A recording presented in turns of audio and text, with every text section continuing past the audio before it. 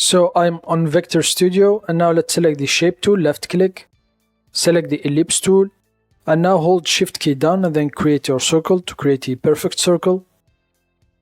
So now I'm going to remove the fill, so left click here, click on this icon to remove the fill. And now I'm going to add a 1-point outline, double click here, type 1 and then press enter. So here it is. And now let's select the move tool, and now I'm just going to center it. Make sure the snapping here is checked. If I left click here, so here are the features I checked. So now I'm going to duplicate this circle here, Control J, and then I'm just going to move it to the right, hold Shift key down to move it on a straight line.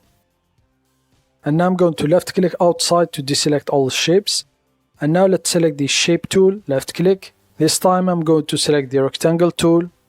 I'm just going to place my cursor in the center here, and then hold Shift key down and then create my square until it snaps here. So now I'm just going to place it here, hold Shift key down and then trace your square until it snaps in the top left. So now I'm going to select the Move tool.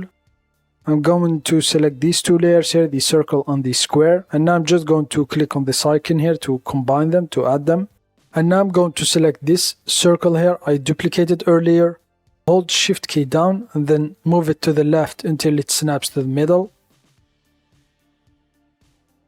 So now just make sure the layer you want to keep or the shape you want to keep is in the bottom. I'm going to select them both and then click on Subtract. So here's our shape. I'm going to left click on it to select it. And now let's select the Fill tool, left click, select Fill tool. So the context is fill. I'm going to change the type here from none to linear. I'm going to left click on this point. I'm going to change it to black, and then I'm going to left click on this point. I'm going to change it to red.